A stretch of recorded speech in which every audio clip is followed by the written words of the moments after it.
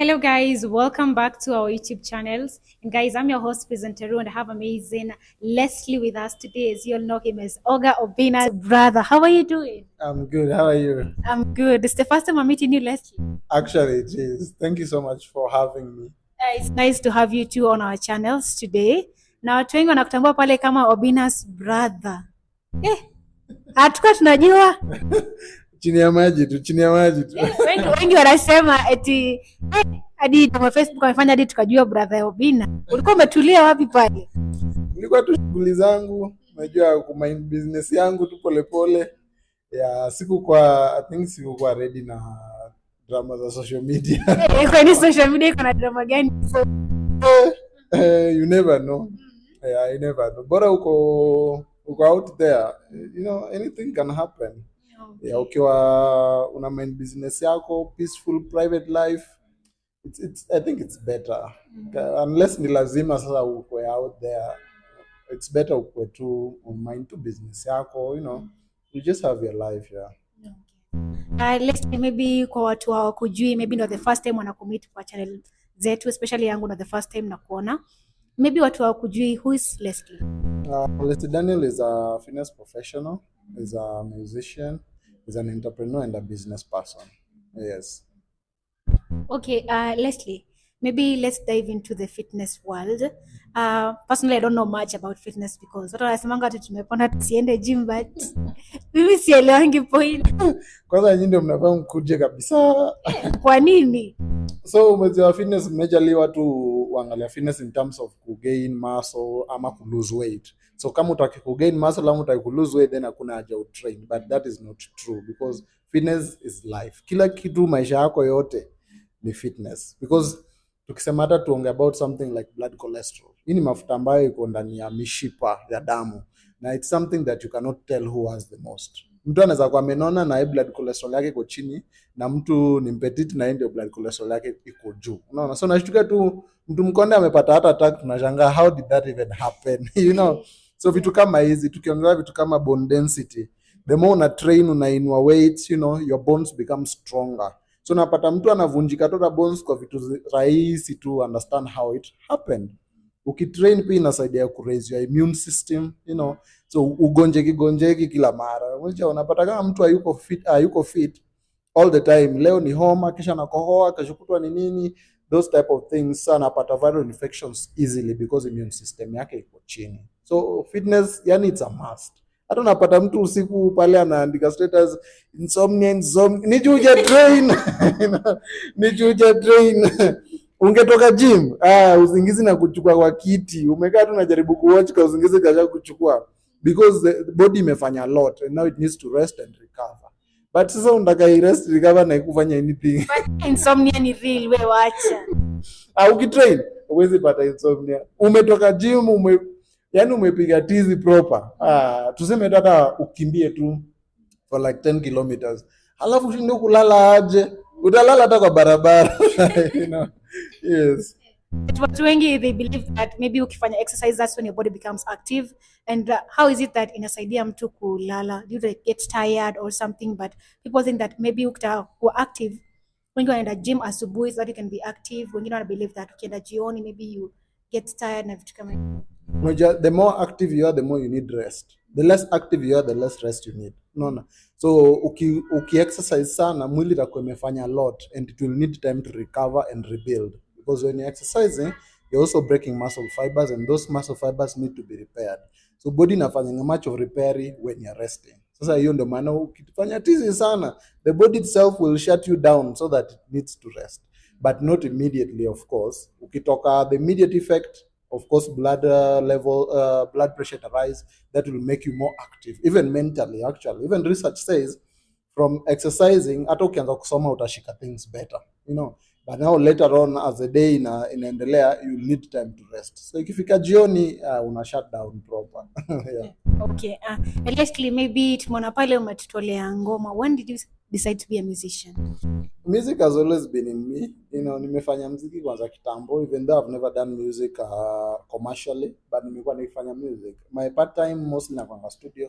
I have more music that's released than that I've released. Like huwa nazifanya tu zinakaa ndani. nasikia na producer producer ananiambia hii kala hapa tuliua you know. Yeah, most of my songs zinakuanga ndani tu. Yeah, I've never done it commercially because it needs a lot, and still already have a lot going on because of fitness, kazi zingine, other businesses. So majorly huwa nafanya tu muziki my part time because I love it. Nimekuwa write songs since I was in lower primary. Yeah. Primary, when you already knew what you were doing. Yeah, nilipenda muziki kutoka kitambo sana. Yes. Which pale kwa interview ingine hapo ulisema that music runs in the family. We can see also your brother does music, and you also said your sister, she's also into music. Maybe what ni generational stuff ama? I think it's a family thing. Everyone in my family anapenda muziki. No, my mom can sing, my dad can sing. My mom alikuwa hata kwa zile za mtukufu Moi. Unajua? Yeah, like hata like hizo kwa za kitambo. Hata tukiwatch documentaries za Moi kama anaimbiwa unaweza hata muona hapo. So alikuwa anapenda muziki sana. My dad alikuwa anapenda muziki. Yeah. So everyone in the family can sing. Everyone. All my siblings washa produce music. Yeah.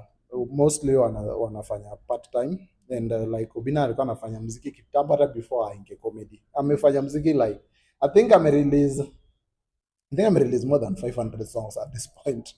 Yeah, amefanya muziki for long, full time, yani music hata before ajaribu comedy, you know. Yeah, so it's something that tumekuwa tukifanya. Hata sometimes tunapata ana release song watasema kila mtu ameamua lazima aimbe. Tuliona by the way kuna time pale kitambo watu walimkujia everybody can sing, OBINNA stick to comedy, I don't know what, and he sings amazingly by the way, but watu walikuwa wanasema everybody can sing. Alafu pia juzi actually jana mani leo tuliona mtu amecomment akisema OBINNA anamalizia to views, stick to music if it's music. Maybe what do you believe about that? YouTube is a big platform for everybody. Major people normally like to put others in certain spheres. Wanataka kudetain somewhere because maybe that's what they knew you for. Ukianza kufanya kitu anataka tu kae kwa hiyo kitu. Ukianza kufanya kitu anataka tu fanya kitu. Ni kama hata Jaguar akirelease song. Mwesh bada rudi huku. It's natural. Hata Will Smith, he sings, and he started singing even before he started acting. But even nowadays, hata kitu ngoma, people don't take it seriously. Wako like movie next me when, you know. So it's normal for people to want to put in spheres that they have known you for. But as much as the public would want that, the truth is that you are unlimited. You know, you are unlimited, and always limit your potential just because someone says so. If you want to do something and you feel like you like it, do it. Kwani why not? Yeah. You know, hata kama uko kama mimi unasikia na producer sing yako. It's still your song, you know, yeah. It's still your song, and ukisikiza it makes you happy. Yeah, so why not? Yeah, so just do it. Then high time kutuwekea hizo mangoma pale. You invested in the producer, we need to see the work. Nikizitoa mtanipa support. Uweje kuitoa ni one thing. Definitely, if you sing as well as you sound, then na pia pale tumeona the women are simping over there. Miss Jaona. Jaona wapi? Tangu tokea pale kwa Matindini useme you are single in a very indirect way. Women are there wanasema na wewe brother OBINNA ni fai. Miss Jaona. Jaona wapi? Wako wapi? TikTok, YouTube kwa comment section. Wanasema vipi hao? Wanasema this guy ulikuwa umejificha wapi? Huyu jamaa alikuwa anajikaza tu. Unajua tutaki siku moja watoto wakikuja walale njaa. Yeah, so ilikuwa kukazana tu hapa na pale. Yeah.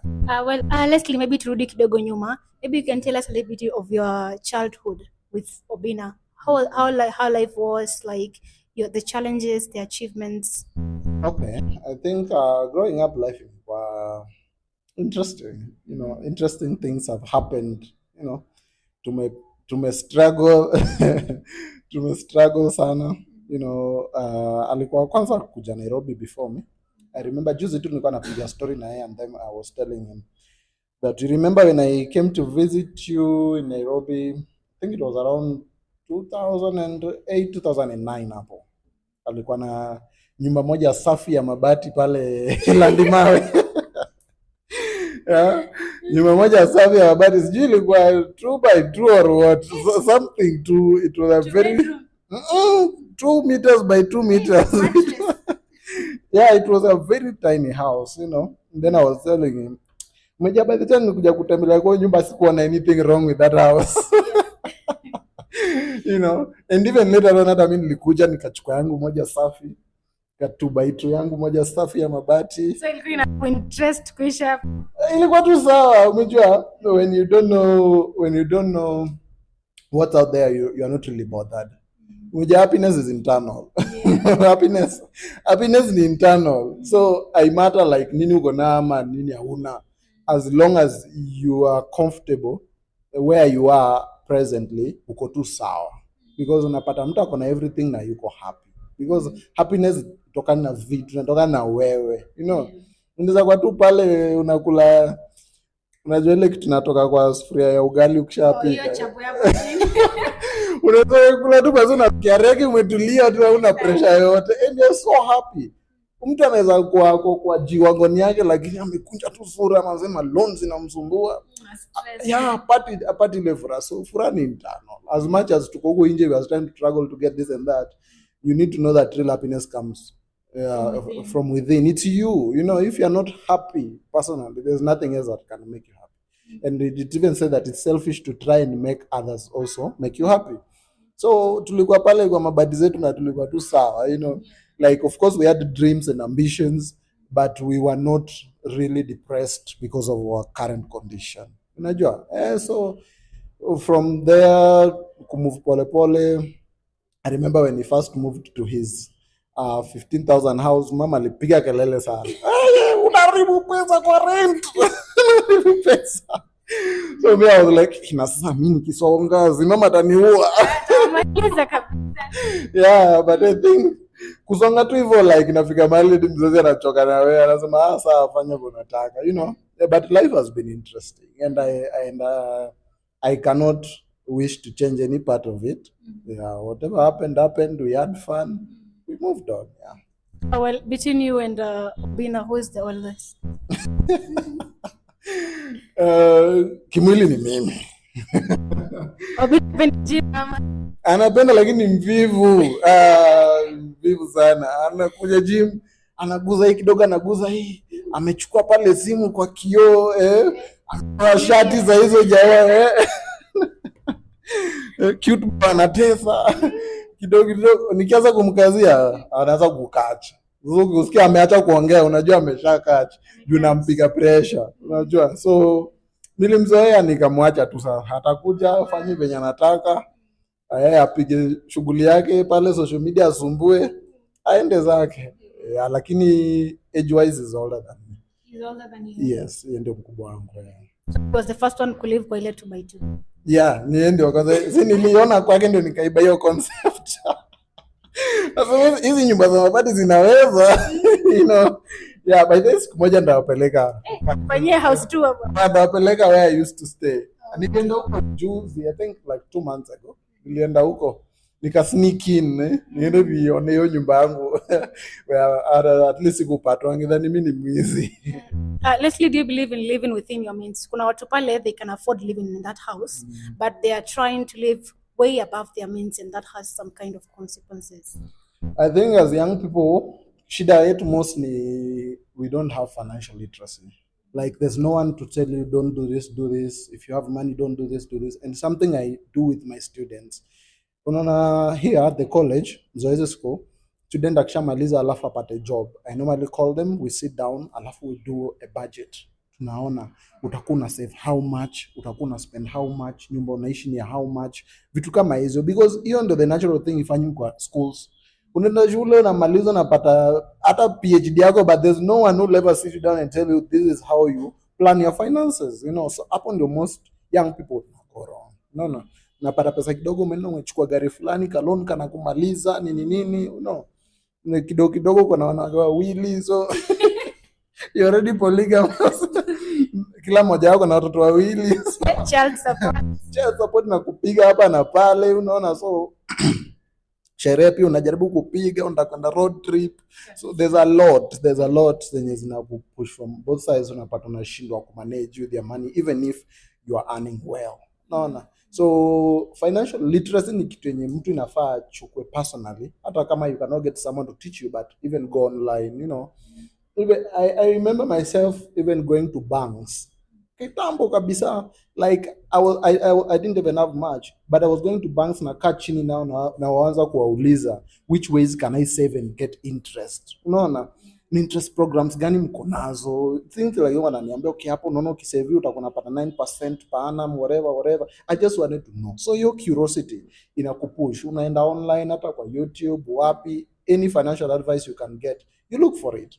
But ile wazazi, as per now, I tell people, unless your parent is really someone who's out there now anaweza kuadvise financially, but otherwise do not be the best financial advice anaweza kupea, because umejua financial system yao ya kitambo iwak sahi, you know, yao ulikuwa unaenda unapata kazi kwa ministry, unapata salo yenye ni lazima upate, unaona, unachukua loan, unajenga, like things like those ones. But so hapa Nairobi, maybe umechukua loan, umejenga ushago, nyumba yenye pia uishi ndani, you know, that 2.5 million, if you'd put it in the business here, it would bring interest. So even later, if you build that house from the interest from your business, it doesn't hurt you. But uko tu na hii pesa pekee, then you just take it, unaiweka huko ushago, unaacha mende zinaisha hapo ndani. Na uishi village. Uishi huko, so uko na nyumba home, lakini unalipa rent huko, you know. Double loss. Nyumba unaenda 1 week in a year, unarada peke yake. So 1 week pekee unaishi kwa nyumba yako na hao mende, then the rest unarudi huko unaendelea kulipa rent. You don't have the money. So, yani small things too, unaona, small things. Maybe hata umepata pesa, umeamua acha nishike gari umechukua, ina consume a lot, maintenance, vitu kama hizo. Which car should you get as your first car, you know? Yani vitu tu ndogo zenye ni rahisi zimess life ya mtu, yeah. Leslie, back to the fitness world. You do like classes, you train people, maybe what kind of business, like how do you divide like your task? Like inaweza kuwa kuna hii yenye watu wanakuja kwa gym, kuna wale wanakuanga na personal trainers. I don't know much about training, but we have people that have personal trainers and stuff. Yeah. Do you dwell in that world of personal stuff, and maybe where you have the whole team, you're teaching them and stuff like that? Okay, so kitambo I used to do personal training and I've worked in gyms before, but now what I do is I teach fitness trainers. Sasa trainers hao wenye ukienda gym unawapata wanakuambia do this, don't do that. Ndio sasa what na train, tunawapata certification, wanakuwa certified fitness professionals. Sasa wanakuja hapa kwa college, alafu tunawafunza for 5 months, tunawafunza fitness science, where we teach them everything from nutrition to weight training, group classes, everything, so that wanaweza kuwa knowledgeable, you know. Yeah, so that is what I currently do. Yeah. Well, I'm gonna ask the question, between men and women, which among them, like nani wanapenda kukua gym sana? Like watu wengi, they are men or women, na pia kuna hizi outfits that women are wearing that men are complaining about kwa gym. Tupatia za ndani. I think gender zote kuja, but wengine wanakaa for long, wengine wanaenda, you know. Yeah, most ladies wanakaa kwa gym longer than men. No, men wanakuja wakienda, because building muscle is kind of tricky. It takes a longer period of time than losing weight. Unaona, so men wakikuja anapata 2 months 3 months bado muscle hazikuji, anapotea tena, anaenda anaingiza kitambi, anarudi tena anarudi kukuuliza itamteka ulongo malize kitambi, unasikia kumuuliza ili kuteka ulongo kuilea lakini ya professional unanyamaza, unawaambia najua ukijikaza na uangalie diet yako vizuri tu, within 90 days we should start seeing some changes. And that's true, kuna changes quick. Well, akijikaza it's possible. Akijikaza it's possible. The problem is most times if you are a professional you'll be doing your part, but yeye afanyi their part. Unaona, unapata una mtrainer kila kitu, lakini kwenda nyumbani green tea na mandazi 8 zinaingia. Unauliza ulikunywa green tea hadi na nini? Mandazi 8. Kama alikuwa na njaa, honestly alikunywa green tea na maybe njaa kama sikusema mandazi 8, nasema huko kama nikunywe na nini. You know, so hiyo ndio pale challenge inakuwa. But ukipata mtu mwenye anajipush peke yake, like anajua I'm supposed to do this and don't do that hivi na na follow everything unasema, within 90 days you can see huge changes. Huge changes, yeah. Mkikuja kwa dress code ya gym, umejua it depends, dressing yako inafaa iende na pali huko. In most cases unapata maybe we are too exposed to the western lifestyle, but sasa unapata wewe uko Africa, so venye umevaa ni sawa ukiwa majuu lakini pali huko lakini pali huko unakwaza wale wenye wako hapa, you know, even like wearing very small miniskirts in the streets, if you are abroad is fine, people don't mind, you know, but now if you are here unapata babu yako mrembo yeah, watu wanduthi nini, you see, like there's nothing wrong with the dressing, just make sure that it corresponds with where you are na wale watu wako hapo around. Wanasema when you go to Rome, do as the Romans do. Usijaribu kuforce a certain culture pali jaingia bado. Napata hapo ndio kuna kwanga na issue. Pia kuna kwanga na hizi myths, whatever, some misconceptions, assumptions, or rather watu wana assume some women go to the gym to look for partners. Si uongo actually. Si uongo. You know, when people go to the gym, what I always tell even my students, people come to the gym with different reasons. Mingi sana. Mtu anakuja tu kuslay, unaona, mtu amekuja kutoa stress, mtu amekuja actually kutrain, mtu amekuja kutafuta partner. You know, people go there for it. Ni kama tu church. Si kila mtu anaenda church anaenda kuomba. You know, that's a fact. Kuna mtu amekuja tu kutafuta bwana. Kuna mtu amekuja tu hapa kudownload vitu na wifi ya church. Hadi phone inamwambia story full na delete picha mamake.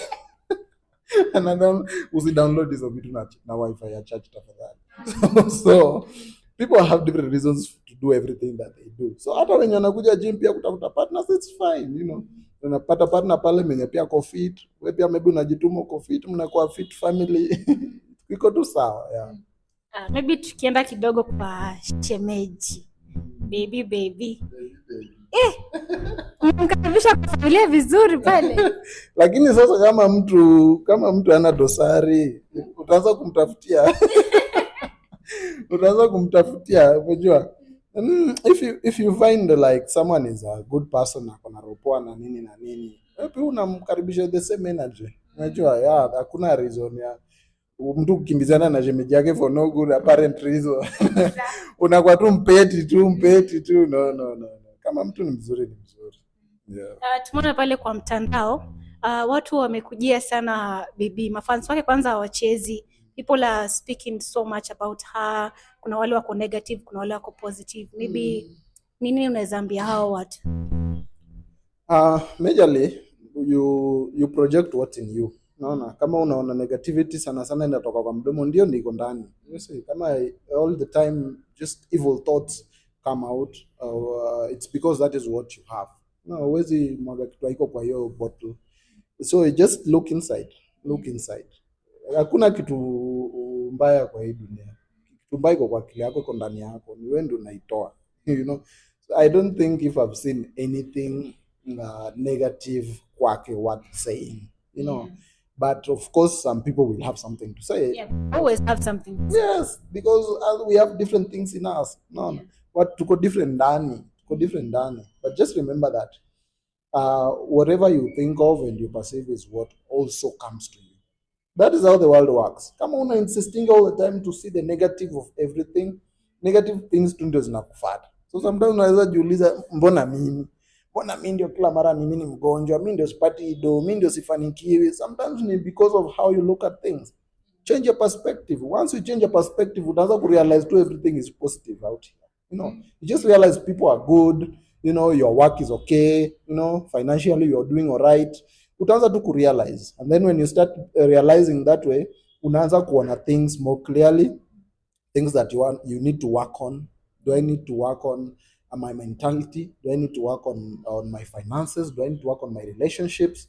Hivyo tu, and then vitu zinafunguka. But kama umekwama tu that it's just the negative that you want to see, how will you penetrate the negative? Ufike the promised land, it's impossible.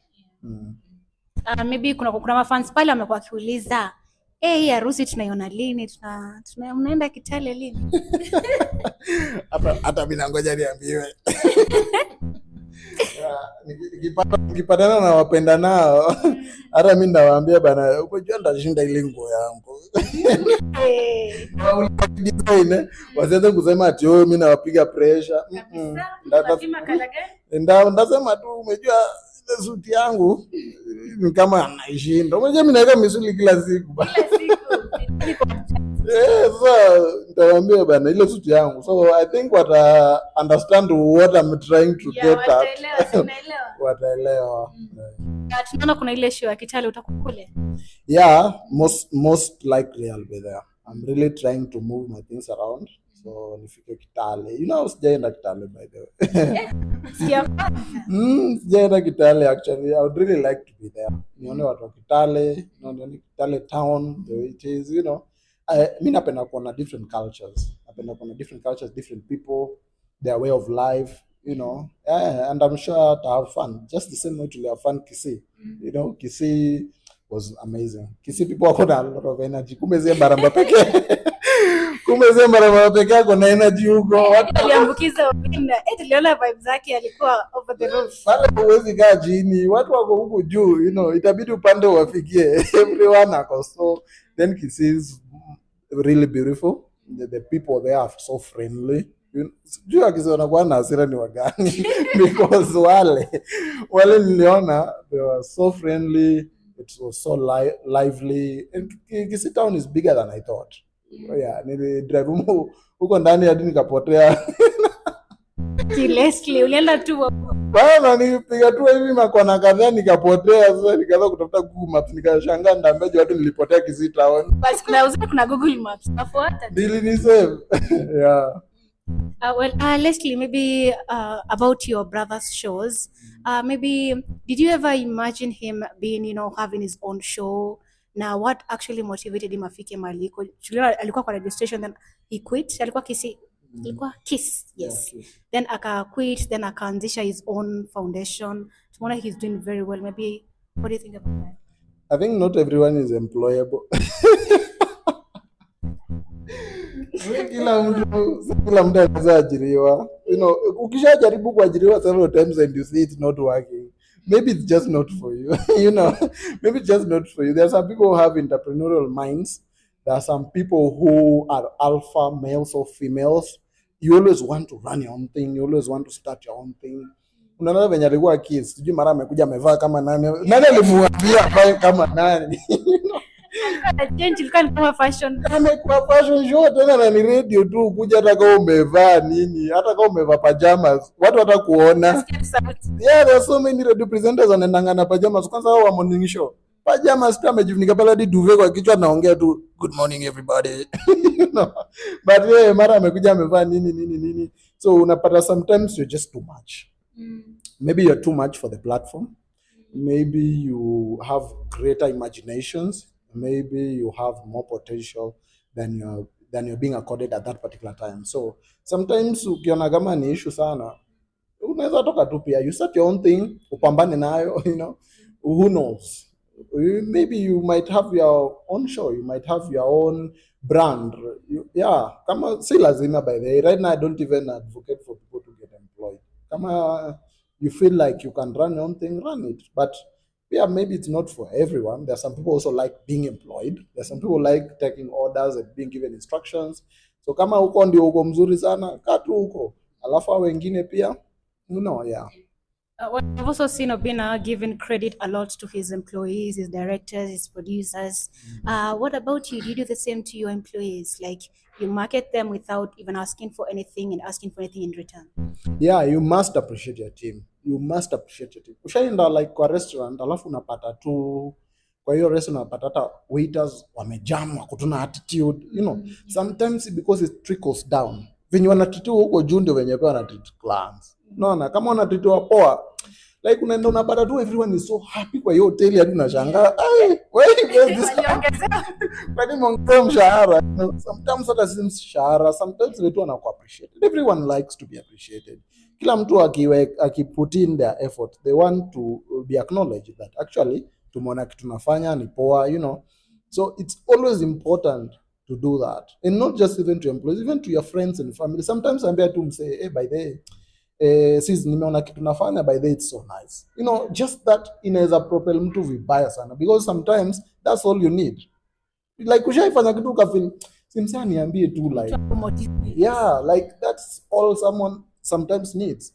So to get into that emotional perspective na ku appreciate what una work now, your close friends, your families, it really goes a long way. Just tell someone, even two mavazi, ambia tu mtu, hey, by the way, today you're looking so nice, hey, leo umevaa poa, unaona. Hey, I always make an effort to tell my team, even to tell my students every time nikiingia class, I just check na, hey, umevaa poa, you know. I've noticed in the past 2 months your dressing has changed. Unaona, siku hizi umeacha kuvaa hivi, unavaa hivi, it really looks nice, look professional. Even to my team, unaona tu, yani ina raise emotions za mtu in a day, unapata tu mtu hadi ana glitter. It's a nice thing. Yeah. Well, Leslie, in the past you used to have locks. What happened? The look, you changed the look entirely. It changed you entirely. Zilishuka na Zakayo. Zilishuka bana, zilishuka. Umeja tukikwa maandamano ba wale wasa walikuwa wanaweza kushika dread. Au mapolisi walikuwa wanaweza kushika dread ukijaribu kukimbia bana. So nikasema hizi vitu zitahinda my locomotion. Nikaamua acha zishuke. Yeah, but I think it was just about time for change. You know, change is the only constant in nature. It was just about time that they go. They served their purpose. Nilishamaliza kujifeel kijana. But I'm addicted to tea and newspapers. No, nikaona hapana. Hizi vitu, better the locks, they were good, but the locks were not really going with my personality. You know, the locks zilikuwa zinaweza fanya unione kama msee maybe napenda party nini, you know. Yeah, people have that misconception of judging people.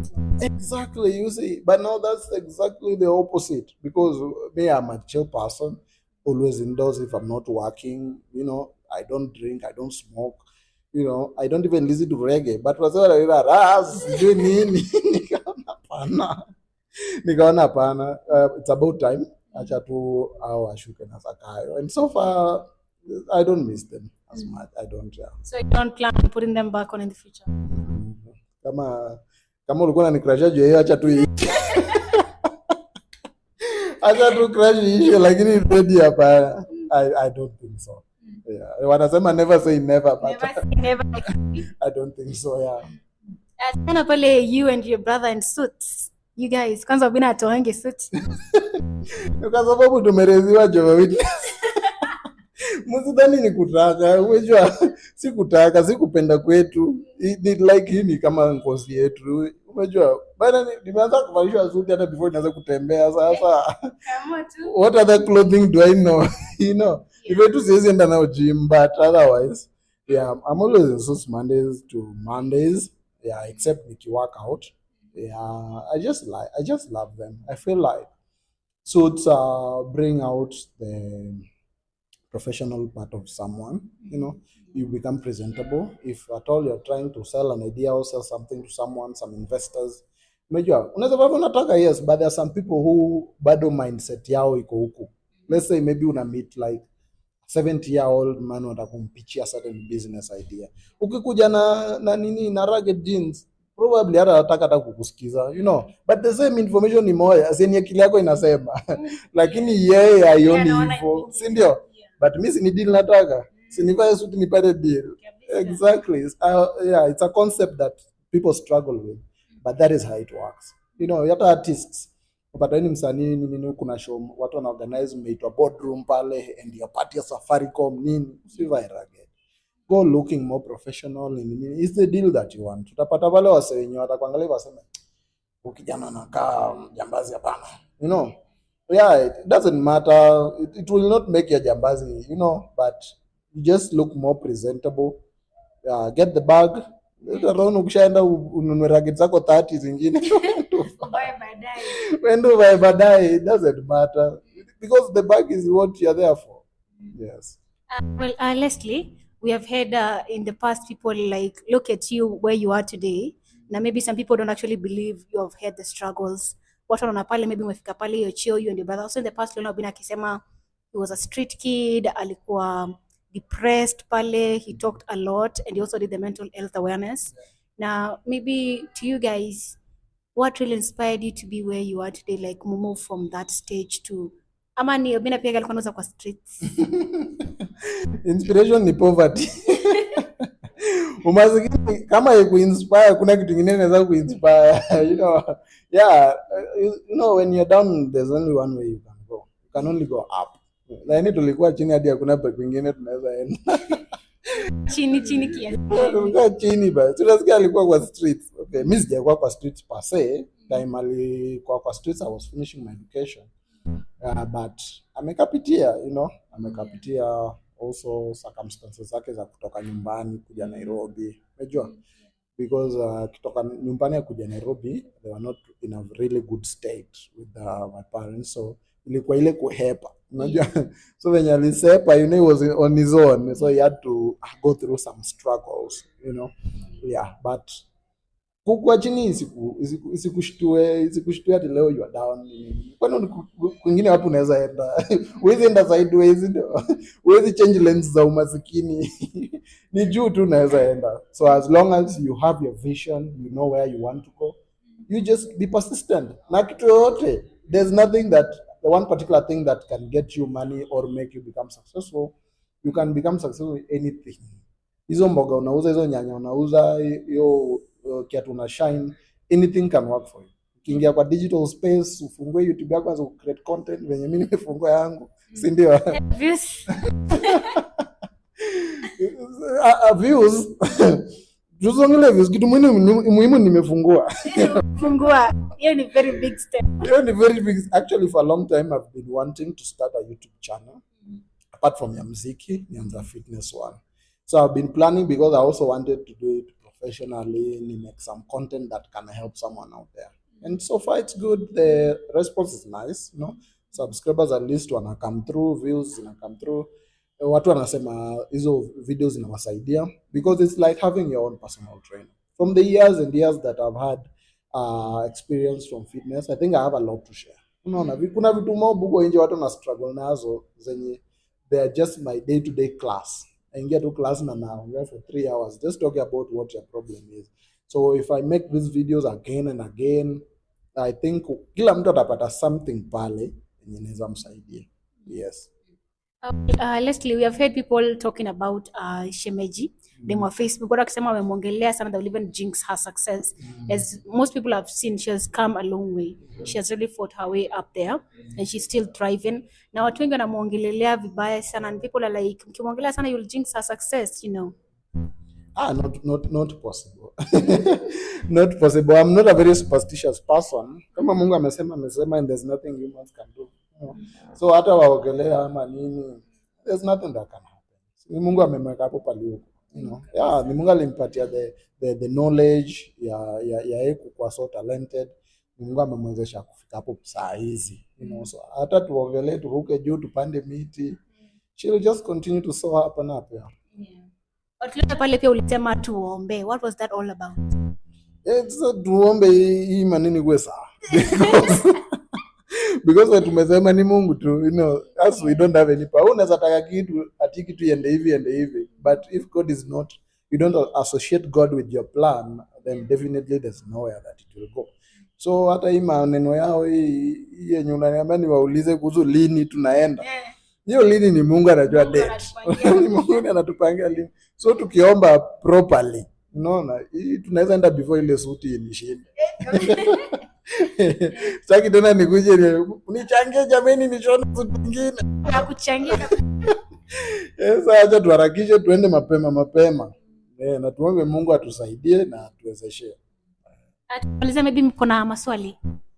Okay, well, I have a question about the fitness. We have this thing about men taking steroids. Yes. Does now affect maybe in the body or maybe mentally and stuff like that? What's that all about? Steroids are more common abroad than here. Ukienda abroad na unataka steroids, let's say like one common steroids here, the testosterone, which is a normal thing in the human body, inatusaidia kubuild muscle. So you have it, I have it, but I have it more than you. That's why I can build bigger muscles than you. No. But sasa watu wengine wanananga hii natural ijatosha, anaenda kudunga. You see? So ukidunga abroad, they normally control it, inadungwa na daktari, anapima levels, anapima levels over a period of time, wanaangalia effects, wanazi counter attack na madawa zingine. So it's hardly that you notice who mtu ametumia steroid. Let's say for instance, ukienda kama hizi bodybuilding competitions international, Mr. Olympia, hakuna mtu ako hiyo stage mwenye hajatumia steroid. But ukiangalia effects za steroids zenye inafaa kuwe nazo, like big boobs, a lot of acne, pale skin, unapata hawana because daktari anaicontrol vizuri. Lakini kuja huku unanipata pale washroom niko like unataka tudunge hii. Jamaa mwenzako tena kudunga juu kuipima vizuri nini, unapata umefura one side kidogo imeumiza heart, imeenda ika affect the cardiac muscle, imefura kidogo heart imebust tu, mtu akitrain amekufa. Yeah, because people don't have enough knowledge right now and also how to administer it and follow up right now. Yeah. Okay. Maybe back to your personal life kidogo. Maybe what's your ideal woman? I think when we're talking about muonekano, how she looks, I don't have any, depends tu na venye mna vibe na mtu. Unajua unaweza sema ati you want anakaa hivi na hivi alafu unapata kila mwelewani. So anakaa hivi lakini mnashinda mpigana all the time. So no. Yeah, because maybe you're just looking at her sexually. Or like unataka dem amejibeba. So you too, and then when it comes to any other thing, you fail. Pia naweza kwa amejibeba and everything equal, right? You see. So majorly it depends on those other things. Kiakili mnaelewana aje, mnaendana aje, mnasikizana aje. It's a vibe, Yeah, that's why it's always advised that maybe if you want a long-term partner, which I'm not the best person to advise you, but if you want a long-term partner, maybe you need to look for someone who mnaweza kuwa friends, so that any time that you guys are not partners, you're still friends. So your friendship itawasaidia sana siku yenye mtaanza kunyeshewa. Yeah. Okay, maybe my first question kwako na maybe ndio ya mwisho. Tuliona kuna siku niliweza kufanyia interview na tuliona mafans wa BEBII sana waliweza kukupigia kura nyingi sana wakisema kwamba the moment your brother OBINNA ataweza tu maybe akisema yeye hataki kumuoa demo wa Facebook, wakasema watakupea officially wewe umchukue demo wa Facebook ili uzidi kuishi na yeye. So maybe according to you, kulingana na maoni ya mafans kule kwenye mtandao, maybe unaweza chukulia vipi? Sidhani kama tunaweza kufika huko kwa sababu Mungu hawezi kubali. Mungu hawezi kubali kitu kama hiyo itendeke. Mungu lazima atatufikisha huko na lazima niende huko na mimi nitaongea. Yes. Okay. Maybe kwa mtandao kuuliza story ya fitness na vitu kama hizo, where can they find you and maybe the name of your school kwa wale ambao hawajaisikia na what you plan to do in the future? Okay, so shule inaitwa Zoezi School. Uko hapa Development House 11th floor. In case unataka kujua anything about fitness, if you want to start a career in fitness, this is where you find us. Online pia Zoezi School, Instagram, Facebook, TikTok, Zoezi School. Utaweza kutuliza any question na tutarespond. Our numbers are also there. Ukiingia Instagram utapata namba yetu hapo, ukiingia TikTok iko everywhere, it's there. Alafu page pia nimefungua ya fitness professor. Iko YouTube, Instagram, TikTok, Facebook, anywhere ukienda fitness professor utaipata hapo. Unaweza watch the videos that are already there. So many videos are also on the way coming about every topic.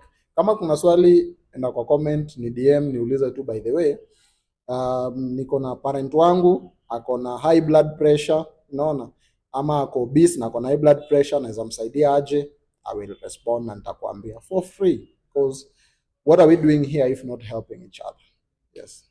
Okay, maybe my last question. Pisa, tuliona kwamba shemeji wako aliweza kuwekwa kwenye billboard hapo juzi. Maybe according to you pia wewe jambo kama hilo iliweza kukufikia vipi kama wewe shemeji wake? Mimi nafurahia sana nikiona akigrow. Umejua the first time tulimuona ilikuwa when siku yenye Captain Otoya alikuwa ametengeneza show, comedy show, National Theatre. So tukaenda because Captain Otoya tumemjua for long and we are friends. So tukaenda kumsupport. Hapo ndo the first time na tulikuwa na bro tukamuona. Alituchekesha, akatuvunja mbavu.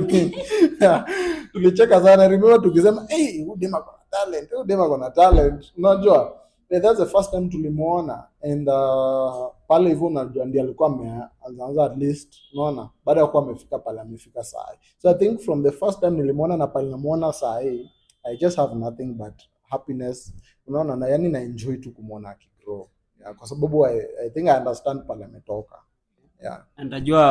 Najua utaenjoy zaidi akiwa shemeji official. Anasema la ndani ya roho. Okay, guys, tukimalizia, thank you so much Leslie. Na watu wengi wanamjua kama Oga Obinna's brother. Watu watajua jina yako. Leslie Daniel, yes. Leslie Daniel, thank you so much. So guys, thank you so much for watching. Thank you for listening. And guys, if you haven't subscribed, kindly subscribe to this YouTube channel. In my channel, road to 30K subscribers. So guys, let's subscribe and let's support Leslie too. Yeah. Fitness Professor, yes. YouTube, right? Yeah. So guys, let's subscribe and let's support him. Let's keep on growing, guys. Let me see you on the next episode.